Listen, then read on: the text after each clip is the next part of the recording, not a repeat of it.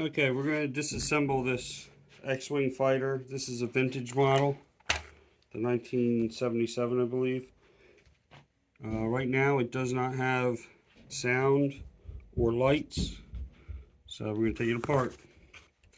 Here's the canopy. The canopy just lifts off. It's no big deal. So we're going to pop the guns off.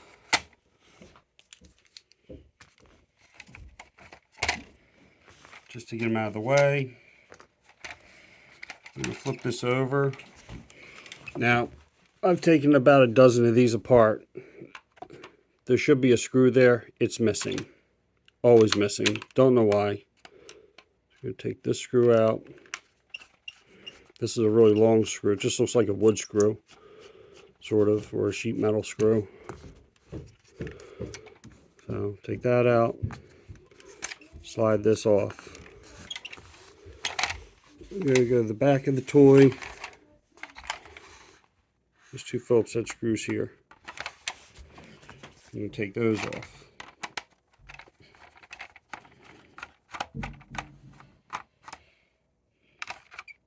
They look like this. Focus on it.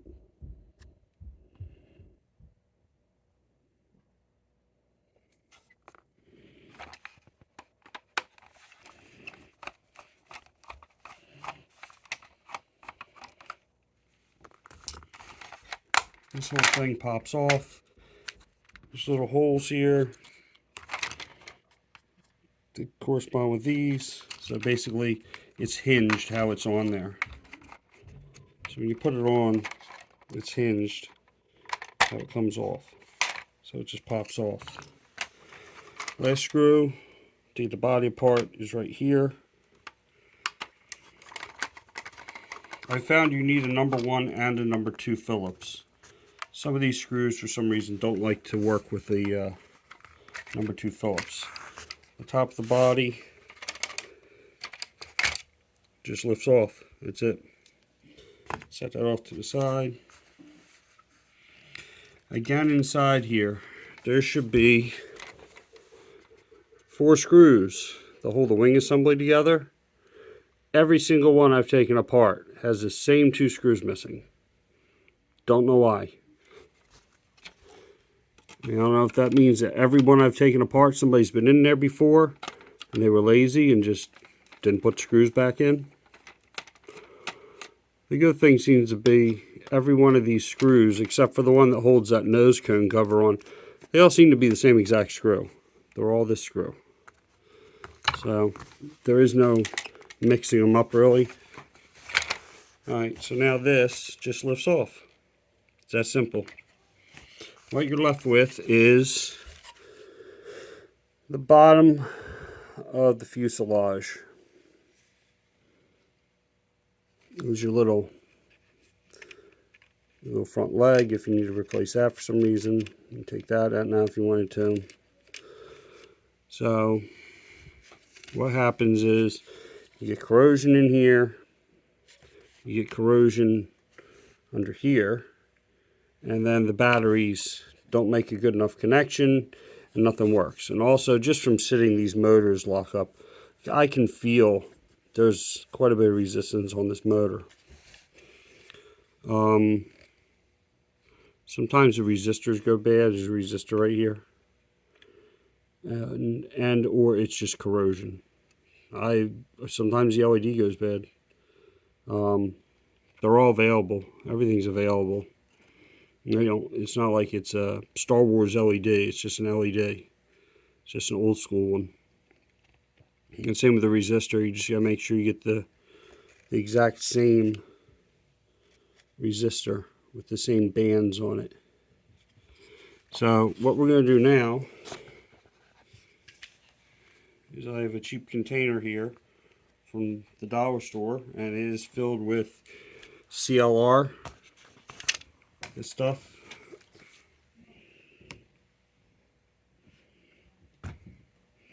And this one doesn't actually look that bad, but what we're going to do is we're just going to take it, set it in there like that, and we're going to leave it go for, I don't know, 5-10 minutes. This one's not bad. other ones I did, they have corrosion on the terminals and things like that. You actually see bubbles coming off of everything as it eats the corrosion from people leaving batteries in and the batteries going bad. So we'll come back and check on this in a few minutes. Okay, so since this one wasn't very bad, I didn't leave it soak for very long. I only did maybe 5 minutes, which is all it needed. I pulled it out partway through, spun the motor a little bit by hand, dunked it back in, left it sit for another couple minutes. This was really clean inside to begin with, so it really didn't take much. I did take, since this wasn't corroded, but there was a lot of, I guess you can call it patina on this. I did take a brass wire wheel on a Dremel and cleaned it just a little bit. I don't need it to be super shiny because it's not covered in corrosion. Just need to break through some of that patina on the surface. So this did not work at all. We're going to take and drop batteries into it.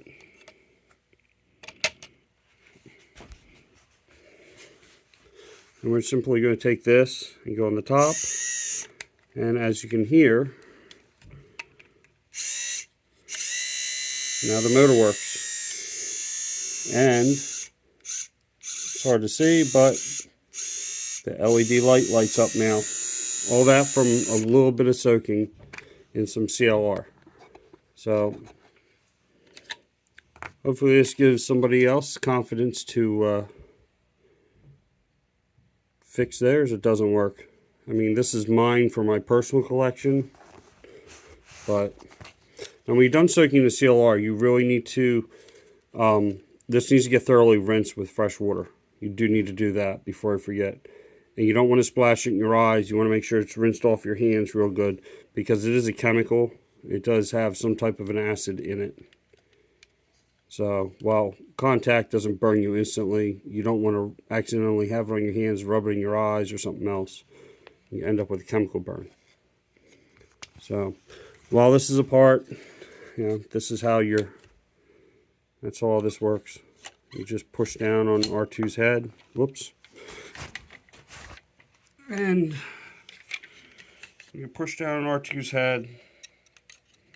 This little spring-loaded button.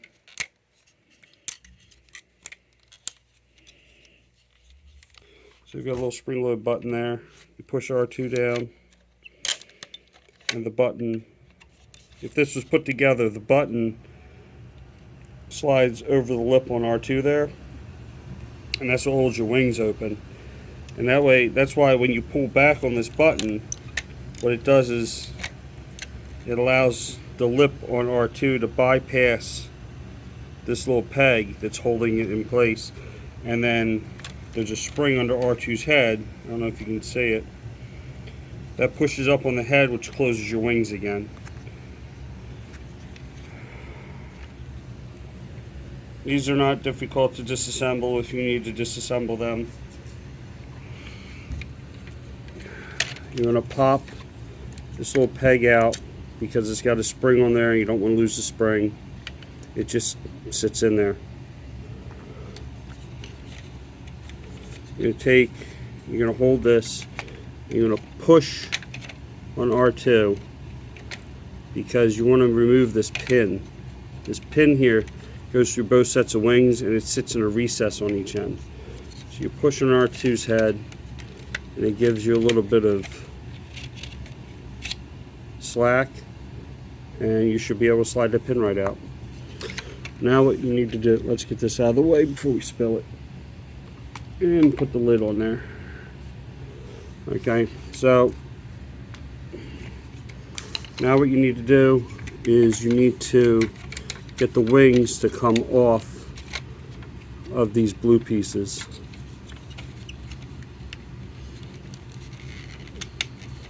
And it's only the bottom half of the wing, really, because the top half of the wing, these wings are, see how these are marked B?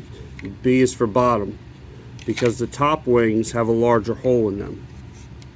See the larger hole?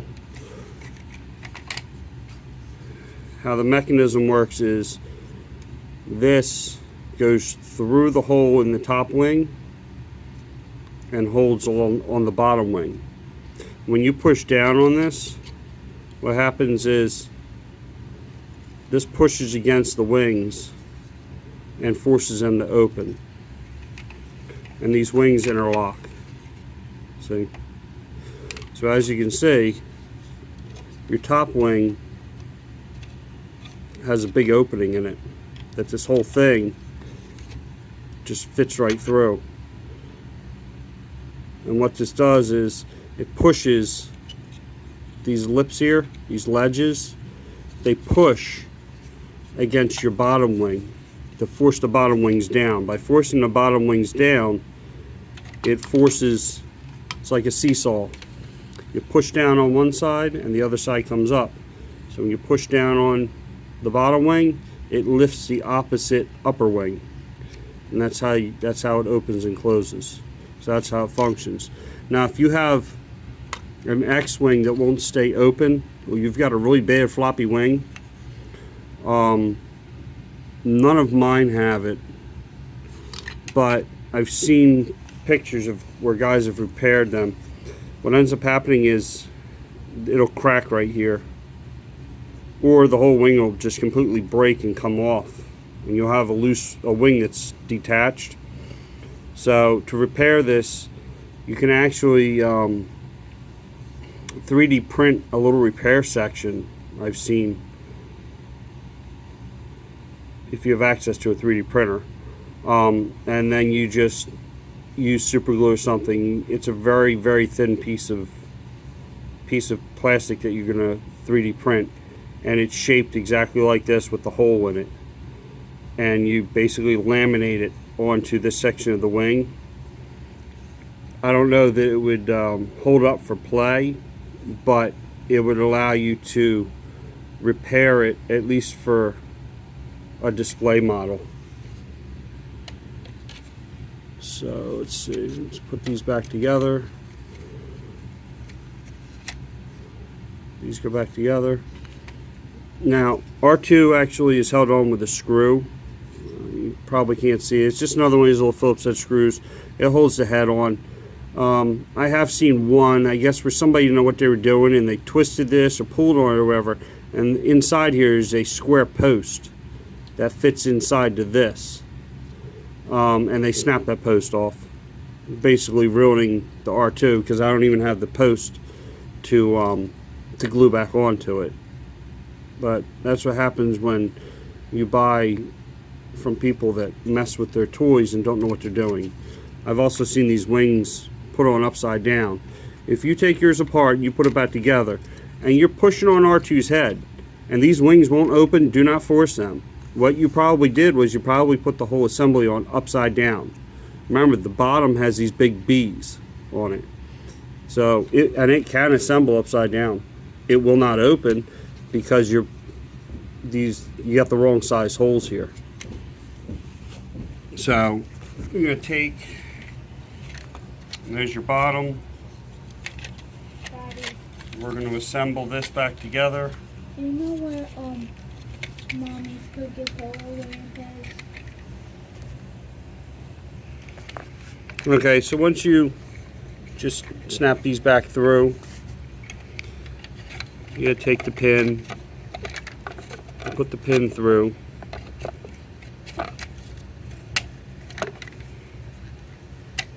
and it locks into these recesses on each end. Make sure you put it together correctly.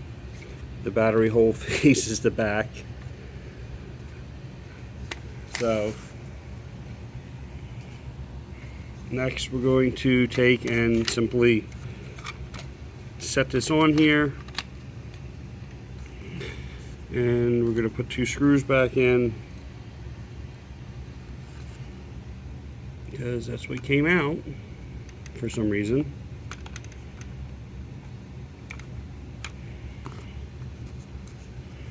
A magnetic tip screwdriver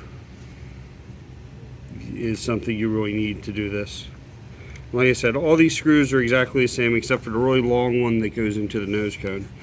Alright, now you don't want to forget to put this little button back in, your wing release.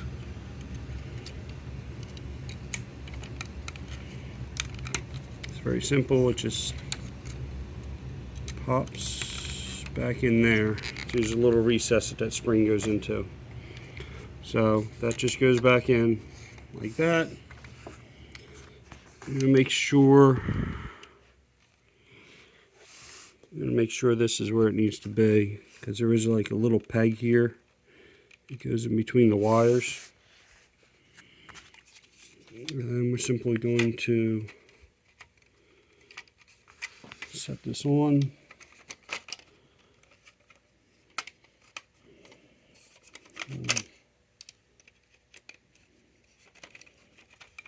There we go. I'm going to get it around the LED first. And then you've got to, since the seat sits back on an angle, you've got to get it behind the seat. So you've got to get on the LED, pull it back a tad, and it slides down onto the seat. You can put this back on, get the screw back in.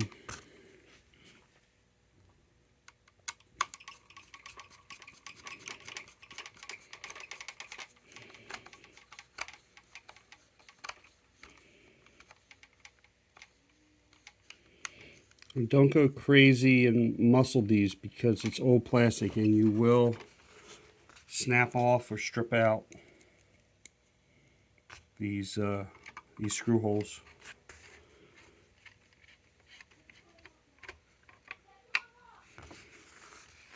Okay, again, it just hinges on, so put it like that.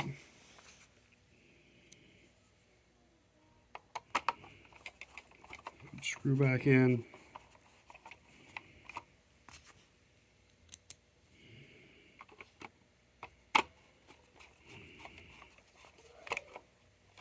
The other screw back in.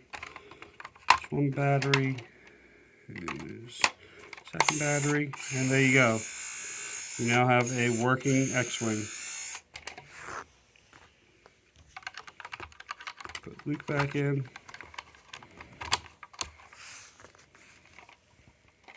Snap your cannons back on.